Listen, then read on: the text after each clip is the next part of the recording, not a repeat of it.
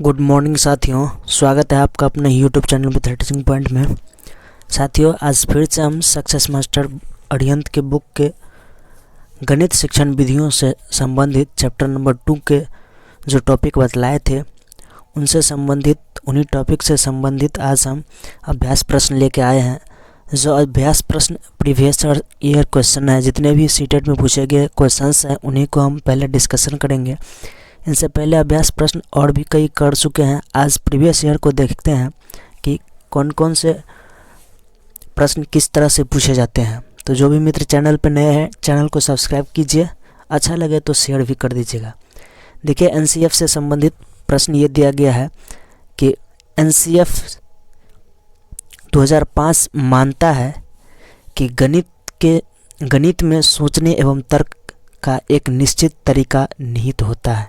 NCF 2005 क्या मानता है कि गणित में एक तर्क करने की, सोचने की एक शक्ति निहित होती है, एक तरीका निहित होता है। नीचे दिए गए कथनों में से वह कथन चुनिए जो उपरोक्त सिद्धांत का पालन नहीं करता है। हम क्या बतलाए थे, क्वेश्चन छांटने की तरीका बतलाए थे कि जो अगर प्रश्न नेगेटिव हो तो हमें आंसर भी नेगेटिव ही ढूंढना है, सारे पॉजिटिव को छांट देना है। अगर प्रश्न पॉजिटिव हो तो हमें आंसर भी पॉजिटिव ही ढूंढना है और सारे नेगेटिव बातों को छांट देना है। तो यहाँ प्रश्न क्या है, नेगेटिव है, हमें पॉजिटिव बातों को छांट देना है, तो नेगेटिव अपने आप छट जाएगा। तो एनसीएफ के अनुसार सोचते हुए चलेंगे। एनसीएफ के बारे में अच्छी सी वीडियो दे दिए हैं, जो नहीं देखे हैं उनको देख लीजिएगा। उसे पढ़ाने की विधि, एनसीएफ के अंतर्गत तर्क करने की शक्ति दिया गया है, अर्थात गणित में सोचने एवं तर्क करने का शक्ति जो निहित है वह उसे क्या है, पढ़ाने की विधि है। या आंकिक प्रश्नों का हल करने के लिए विद्यार्थियों को निर्धारित सूत्र बताना, या पाठ्य पुस्तकों में प्रस्तुत सामग्रियों के लिखने का तरीका बताना। ये लिखने का तरीका तो बतलाना ही चाहिए। कक्षा के लिए चुने गए क्रियाकलाप एवं अभ्यास प्रश्न करवाना चाहिए और उसे पढ़ाने की विधि भी यह एनसीएफ 2005 में बहुत ही अच्छी तरीक़ा से वर्णित किया गया है। लेकिन ये ऐसा नहीं कहा गया है कि आंगिक प्रश्नों को हल करने, खाली केवल प्रश्न को ही हल करना और निर्धारित सूत्र बतलाकर, सूत्र रटा करके उसको चीज़ें सिखाना। कभी भी रटने पर, सूत्र याद करने पर एनसीएफ जोर नहीं देती है। वह कहता है कि बच्चों को जो भी शिक्षा मिलनी चाहिए वो व्यवहारिक होना चाहिए, जो उनके व्यवहार में प्रयोग होता हो वैसे उन्हीं से रिलेटेड बात ही होनी चाहिए, व्यवहारिक रूप से पढ़ाया जाना चाहिए। तो 1, 3 और 4 नंबर ऑप्शन सही था, लेकिन नेगेटिव हम कौन लग रहा है, ऑप्शन नंबर 2, इसलिए ऑप्शन नंबर 2 यहाँ सही आंसर हो जाएगा। चलिए, ऑप्शन नंबर 2 सही है। नेक्स्ट है, राष्ट्रीय पाठ्यचर्या की रूपरेखा 2005 मानती है, क्या मानती है कि गणित में चिंतन, तर्कना का एक तरीका शामिल होता है। इस दृष्टिकोण को किसके द्वारा प्राप्त किया जा सकता है? विद्यार्थियों को विशेष कोचिंग देना, खोजबीन उपागम का प्रयोग करना। सबसे अच्छा ऑप्शन कौन है? ऑप्शन नंबर 2 कि खोजबीन उपागम का प्रयोग करना, हस्तचालकों का प्रयोग करना, संकल्पनाओं को वास्तविक जीवन से जोड़ना, विद्यार्थियों को चर्चा में शामिल करना। ये सारी बातें एनसीएफ 2005 में लिखी गई है। इस तरह से एनसीएफ को राइट किया गया है, लिखा गया है। गणित की सभी पाठ्यपुस्तकों को पुनर्लेखन करना, विद्यार्थियों को बहुत सारे सवाल या कार्यपत्रक देना। ऐसा नहीं है कि अधिक से अधिक सवाल दे दे, ये भी एनसीएफ के अंदर नहीं कहा गया है। गणित के सभी पाठ्यपुस्तकों को पुनर्लेखन करना अर्थात बार बार लिखवाना, ये भी नहीं कहा गया है। विद्यार्थियों को विशेष कोचिंग देना, ऐसा नहीं है कोचिंग दे करके ही विद्यार्थी अच्छी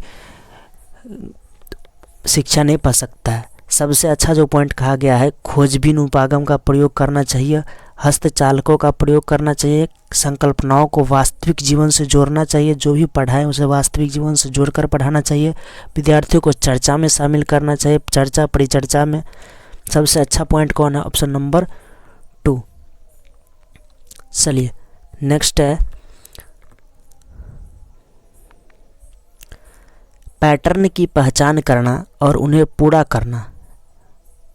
प्राथमिक स्तर पर गणित की पाठचर्या का एक अनिवार्य हिस्सा है। बच्चों की पैटर्न वाली जो सवालें दिया रहता है उनको पहचान करना, ये क्या कहा गया है कि एक अनिवार्य हिस्सा के रूप में माना गया है। देखिए जनवरी 2012 में पूछा गया है सीटेट में। विद्यार्थियों में सृजनात्मकता और कलात्मक गुणों का विकसित करता है, विद्यार्थियों को प्रतियोगी परीक्षा के लिए तैयार करता है, सुडोकू पहेली को हल करने में विद्यार्थी की सहायता करता है, या यह विद्यार्थियों में सृजनात्मकता को बढ़ावा देता है और संख्याओं और क्रियाओं की विशेषताओं को समझने में उनकी सहायता करता है। तो कौन सा सबसे अच्छा पॉइंट है? तो अब सबसे अच्छा पॉइंट इसमें कौन है? Option number 4। कैसे है कि कभी भी पहेलियों को जब हम सुलझाते हैं तो इसका पहेली में हमें सृजनात्मक सोच विकसित होता है। क्यों? क्योंकि उनमें हम खुद से करने की कोशिश करते हैं, खुद दिमाग लगाना पड़ता है पहेलियों को सुलझाने के लिए, और एक पैटर्न को मिलाने के लिए कौन सा पैटर्न खोजे। जैसे आप रीजनिंग में बहुत सारे पैटर्न को मिलाते हैं, उसी तरीक़ा से दिया रहता है। क्लास 3 के बुक में भी दिया गया है जिगसॉ में हमें वही बातें करना होता है। सारे बिखरे चीज़ों को एक जगह मिलाना पड़ता है। संख्याओं और संक्रियाओं की विशेषताओं को समझने में भी सहायता मिलता है। तो सबसे अच्छा पॉइंट ऑप्शन नंबर 4। एक तो सही था कि सृजनात्मकता और संकल्पना गुणों को विकसित करता है। सृजनात्मकता तो है, लेकिन संकल्पना गुण इनसे ज़्यादा भारी कौन लगा है? 4 नंबर। एक भी सही था, लेकिन सबसे अच्छा पॉइंट ऑप्शन नंबर 4 है। 2 तो होगा ही नहीं, क्योंकि कह रहा है प्रतियोगी परीक्षा के लिए तैयार कर रहा है। कभी भी विद्यार्थी को इस उम्मीद से नहीं पढ़ाते हैं कि वो अच्छी तरीक़ा से परीक्षा पास कर जाए। सुडोकू पहेली को हल करने की ये पहेली का हल करना तो था ही नहीं। गणित में गणना करने संबंधी कौशलों को किसके द्वारा बढ़ाया जा सकता है? गणना करने संबंधी कौशल किसके द्वारा बढ़ सकता है? केवल एल्गोरिथम का वर्णन करके। देखिए, कभी भी अगर पॉजिटिव आंसर क्वेश्चन पॉजिटिव दिया हो, हम पॉजिटिव ढूंढना हो, तो केवल वाला ऑप्शन कभी भी सही नहीं होता है, अक्सर गलत होता है। तो यहाँ कह रहा है केवल एल्गोरिथम। केवल ऐसा नहीं है कि एल्गोरिथम के प्रयोग से ही हम गणना संबंधी कौशलों को विकसित कर सकते हैं। तो एक तो गलत होगा ही। कक्षा में अभ्यास हेतु क्रियाशील गतिविधियों का आयोजन करके हो सकता है। संकल्पनाओं और प्रक्रियाओं को स्पष्ट करने के बाद अधिक से अधिक अभ्यास करना, या केवल संकल्पनात्मक ज्ञान देकर। तो 4 नंबर भी नहीं होगा, या तो 2 होगा या 3 नंबर होगा। तो 2 और 3 में सबसे जो अच्छा है वह है कक्षा में अभ्यास हेतु क्रियाशील गतिविधियों का आयोजन करना। अर्थात बच्चे क्रियाशील से तात्पर्य जो है कि बच्चे खुद से करे, खुद से करके सीखे, खुद से करने की ओर इंगित हो। अगर खुद से क्रियाशील होकर एक्टिव होकर कोई कार्य करेगा तो और आसानी से सीख सकता है। इसलिए अभ्यास के द्वारा ही अच्छी तरीक़ा से सिखाया जा सकता है। सही आंसर कौन सा हो जाएगा? Option number 2। चलिए नेक्स्ट है, सुश्री रीना दशमलव के गुणन की संकल्पना का शिक्षण करने के लिए ग्रिड गतिविधि का प्रयोग करती है। इसका एक नमूना नीचे दिया गया है। ये इस तरह की ग्रिड का प्रयोग करता है कि 0.66 का ये चरण है, और ये जो चरण है 0.3 का, इधर जो बढ़ाया है वह 0.2 का, ये ग्राफ के ऊपर बनाता है। इसका क्या उद्देश्य है? देखिए, ये 0.23 को मल्टीप्लाई करता है, 0.06 आता है। इस पद्धति के द्वारा सुश्री रीना क्या करना चाहती है? 2012 में पूछा गया है। 25 इससे क्या स्पष्ट होता है? संकल्पनात्मक ज्ञान और समस्या समाधान पर ज़्यादा बल दे रही है, या प्रकर्मशील पर ज्ञान पर कम? सीखने के परंपरागत उपागम का प्रयोग कर रही है? ऐसा नहीं है, परंपरागत उपागम का प्रयोग नहीं।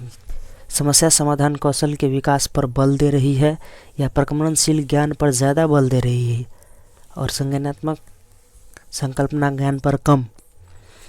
सबसे अच्छा कौन है? ऑप्शन नंबर 1 है। कहेंगे कैसे? कि संकल्पनात्मक ज्ञान और समस्या समाधान पर ज़्यादा बल दे रही है तथा क्रियाशील पर कम। संकल्पनात्मक या कुछ वो क्योंकि वह करके सीख रहा है, करने की कोशिश कर रहा है, संकल्पनाओं को उजागर करने की कोशिश कर रहा है, खुद से दिमाग लगा रही है, इसलिए सबसे बेहतर पॉइंट एक ऑप्शन नंबर 1 होगा। चलिए नेक्स्ट है, राष्ट्रीय परीक्षा की रूपरेखा 2005 ... पर बल देती है। किस पे बल देती है? एनसीएफ। गणित चयनित शिक्षार्थियों को पढ़ाया जाएगा, ऐसा नहीं है। कहीं भी एनसीएफ 2005 के अंतर्गत ये नहीं लिखा गया है कि चयनित अभ्यर्थियों को ही गणित पढ़ाया जाए। गणित में सफलता प्रत्येक बच्चे के लिए आवश्यक है, हो भी सकता है। शिक्षार्थियों की तार्किक गणितीय योग्यता के लिए पहले उनकी परीक्षा होनी चाहिए, ऐसा नहीं है। अगर फेल हो गया तो उनको नहीं सिखाएंगे, ऐसा नहीं है। निम्न उपलब्धियों के लिए गणित पाठचर्या अलग होगी।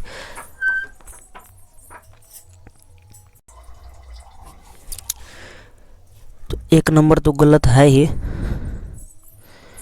4 देखिए, निम्न उपलब्धियों के लिए गणित पाठचर्या अलग होनी होगी, ऐसा नहीं है कि प्रत्येक बच्चों के लिए अलग अलग पाठचर्या ही हो, पाठचर्या को ही हम चेंज कर दें।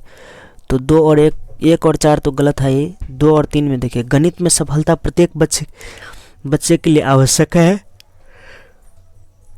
विद्यार्थियों की तार्किक गणितीय योग्यताओं के लिए पहले उनकी परीक्षा होनी चाहिए। 2 और 3 में से कौन सा ऑप्शन सही होना चाहिए? सबसे अच्छा है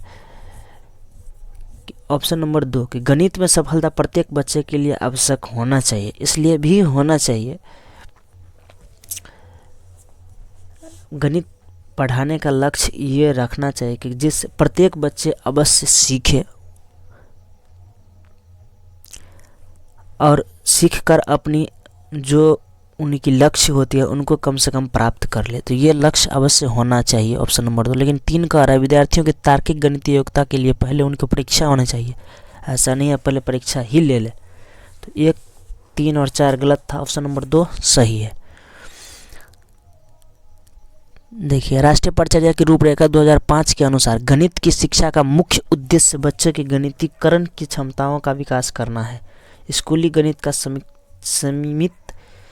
लक्ष्य है लाभप्रद क्षमताओं का विकास। यहाँ गणितीकरण बच्चे के ... क्षमताओं का विकास करने की ओर संकेत करता है। कौन सी शक्ति का विकास करता है?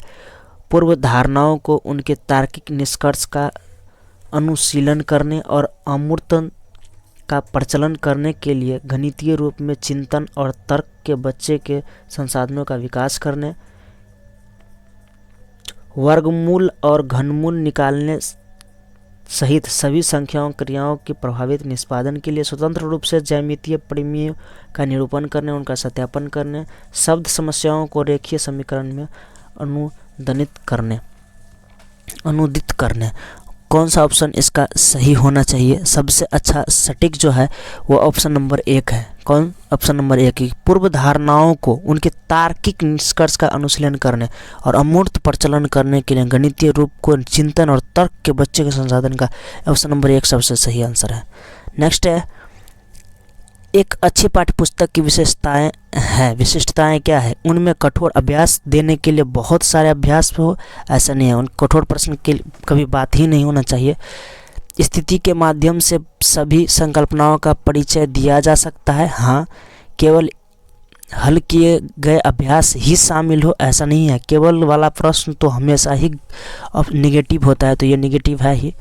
उन्हें मोटी व भारी होना चाहिए, ऐसा नहीं है। ऑप्शन नंबर बी केवल सही है। कौन सा? Option number B.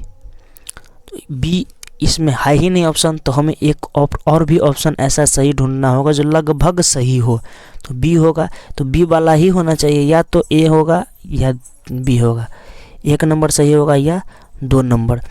1 नंबर में देखिए बी है, डी उन्हें मोटी और भारी होना चाहिए, तो डी तो होगा ही नहीं, इसलिए 1 नंबर भी सही नहीं होगा। तो कौन सा? ऑप्शन नंबर 2 सही होगा। ए और बी उनमें कठोर अभ्यास देने के लिए बहुत सारे अभ्यास है। ये कुछ हद तक तो निगेटिव पॉइंट है, लेकिन हमें इस ऑप्शन के चलते इनको भी लेना पड़ेगा ही, इसलिए ऑप्शन नंबर 2 इसका सही है।